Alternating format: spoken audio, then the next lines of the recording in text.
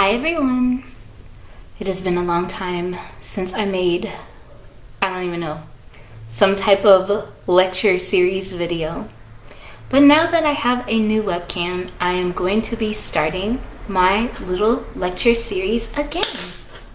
Oh no, I don't know what's going on with this. Anyway, today's topic is going to be 8 poetry books for children and or young adults for National Poetry Month. As you know, April is National Poetry Month, and a lot of people are doing poetry contests and featuring books of poetry for all ages. So I decided to just get some books from my collection to share with you.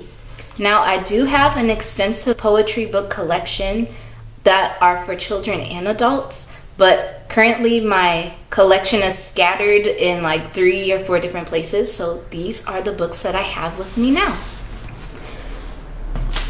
The book ages range from children to teenagers. That's why I say young adults. So the first book that I'm going to show you is my own, of course, because ruthless self-promotion. So my latest book that I published last year was I'll Meet You in the Sky, Requiem for Emmett Till. I published it on Emmett Till's birthday. It is illustrated by me and written by me and, of course, layout by me. I wrote it because I was inspired by another poetry book that I read as a teenager about Emmett Till. How I laid out this book is the book features the people that were closest to the Emmett Till case. So there are poems and quotes from people involved in the case. There is Carolyn Bryant, who was the woman Emmett Till supposedly whistled at. There is J.W. Milam and Roy Bryant, who were at least 2 of his lynchers that we know of. Mamie Till Mobley, which is Emmett Till's mother, and of course Emmett Till. And there's also information and a bibliography in the back showcasing books that are related to the case. So if you'd like to purchase one, you can go to my website, which I have listed in the link or in the comments section. And if there are any books or titles that you would recommend, just comment below and I can add it to my collection or I can discuss it in the future. The next book that I would like to share with you is one of my favorite books. It was actually why I wrote the Emmett Till book. It is A Wreath for Emmett Till. So I got this book when I was like 15. Yeah, I was like 15 years old. And then that's what inspired me to write this book. This book is written by Marilyn Nelson, who also has other books about Black history written in poetry form. This is a heroic crown of sonnets, which discusses the language of flowers to portray the Emmett Till case. A heroic crown of sonnets are basically sonnets that are linked together.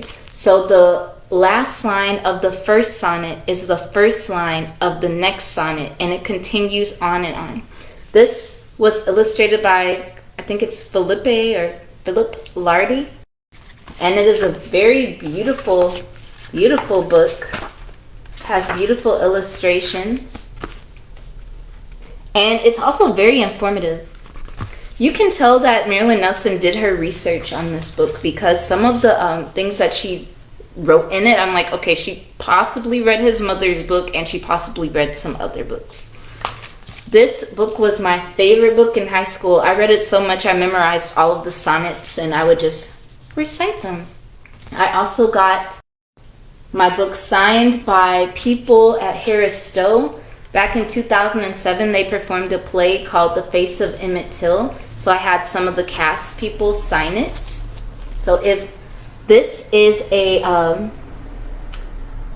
would recommend this book for possibly middle schoolers. It does not have graphic imagery if that is what you're worried about. They do not show Emmett Till's body in here. If you're interested in other books by Marilyn Nelson, she has one about George Washington Carver called Carver, A Life in Poems, and another one called Fortune's Bones, which is about an enslaved Black man who was made into a skeleton after his death for a medical college. The next book, I actually did a, last year, I did some type of, what do you call it, a video celebrating Gwendolyn Brooks' birthday, but since it's National Poetry Month, this book is called A Song for Gwendolyn Brooks. And if you do not know who she is was a black poet who wrote a lot of books a lot of poems for adults and children. The first poem that I came across of Gwendolyn Brooks was when I was in first grade, and it was called Jim. It was in my primer. I think I can remember it. It was called Jim. There never was a nicer boy than Mrs. Jackson's Jim. The sun should drop its greatest gold on him. Because when Mother Dear was sick, he brought her cocoa in. He brought her broth and brought her bread and brought her medicine, and tipsy tidied up her room and wouldn't let her see. He missed his game of baseball terribly. So that was the first Gwendolyn Brooks poem I had been introduced to, and that was in first grade. But this one is basically discussing her life. It's told in poems, and it also has excerpts from some of her poems in here.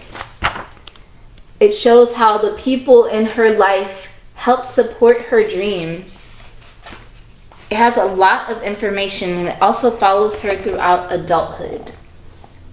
A lot of people in the past criticized Gwendolyn Brooks for, they felt that she was kind of passive in her writing, but she just wrote what she wrote. I feel like she was almost like a modern day Paul Laurence Dunbar, honestly. Because they also criticized Paul Laurence Dunbar. They wanted him to either write this way or write that way, because he wrote in standard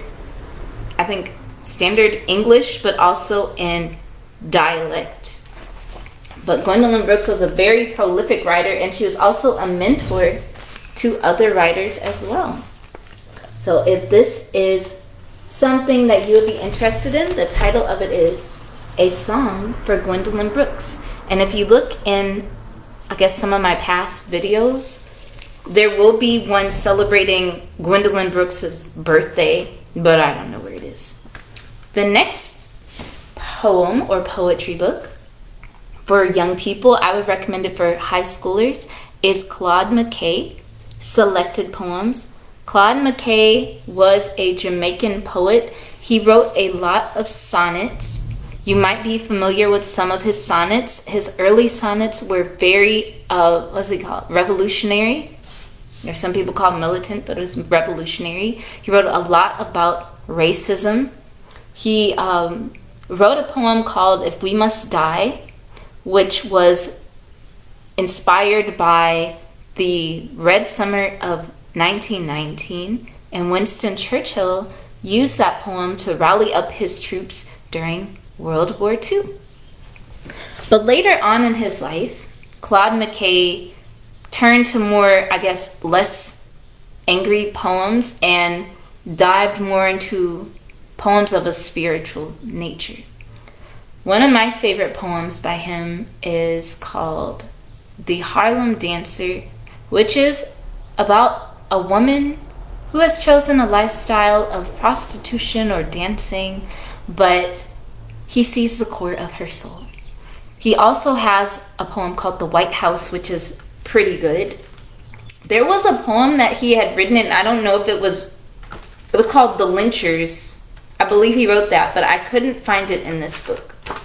So if you are one that is interested in Black history and you have a mature high schooler to discuss these poems with, I would recommend this book for you. The next book I also recommend for high school is 100 Best Loved Poems. I know these books are kind of beaten up. I actually got these when I was 14 years old, so a large chunk of my collection came from when I was like 14 or 15, because I was afraid that books would be out of print by the time I had children, so I just gathered all the books I needed.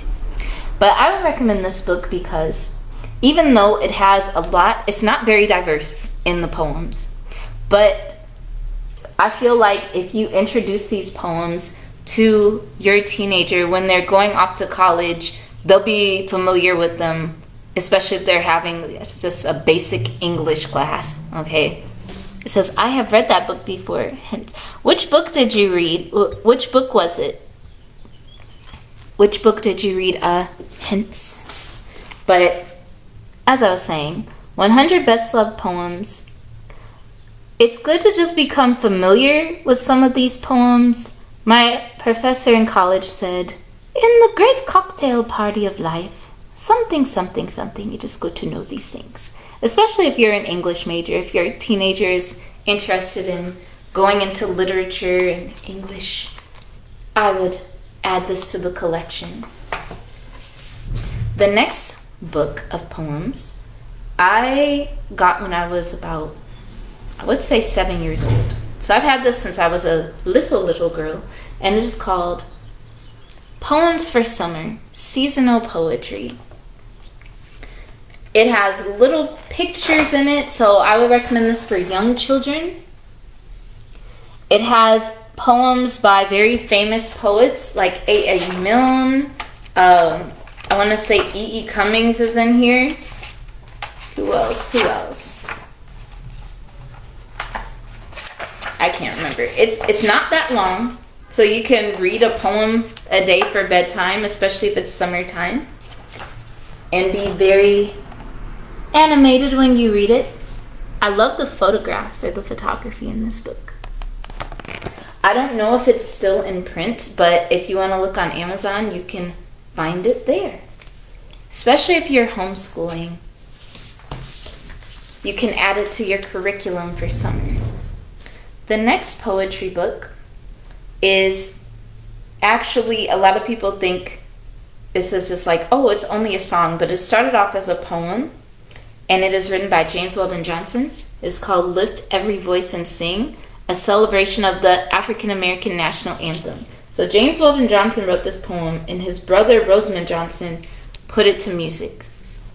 It was originally sung by about 500 Black children, and this book in particular is illustrated by Elizabeth Catlett. So they placed the words of James Weldon Johnson with the wood cuttings or lino cuts of Elizabeth Catlett. I also have a video celebrating the anniversary of Lift Every Voice and Sing somewhere in my video repertoire. So if you want to go back there and look for it, you can. I love this book. Oh, there's another book about Lift Every Voice and Sing, and I don't know who wrote it, but it describes the original children. I don't know what's going on outside. It describes the original children who sang the song, and it details the song's impact through the course of history. Isn't this beautiful? Look at this. The last book is Let the Children March by Monica Clark Robinson. I actually made a video celebrating this book. It was I don't know if it was for the anniversary of the March on Washington or Black History Month sometime last year, but if you go in my back videos, you'll be sure to find this little video slide. Or I might just post it in the in the description box when I find it. But this book is a poetic telling of the Children's March. It is illustrated by Frank Morrison, who is one of my favorite illustrators. He also had a calendar. I really, really like this book because it shows the power of youth and how they also can change the course of history. A lot of people, some people don't think children can do that much, but children can do a lot. You have children right now starting businesses, creating new inventions and everything. So yes, this is my little brief video for now. If there are any future topics that you would like me to discuss, I can do that for you. This was kind of short notice for me because I just got the idea in my head, so I didn't have much time to prepare. But later on in the month, as I look at my calendar of things to celebrate, I will do more comprehensive videos for you. And I will talk to you all later, everyone. You all have a beautiful night, and I will see you soon. Make sure to visit my website, which is in the description box. Talk to you later. Bye-bye.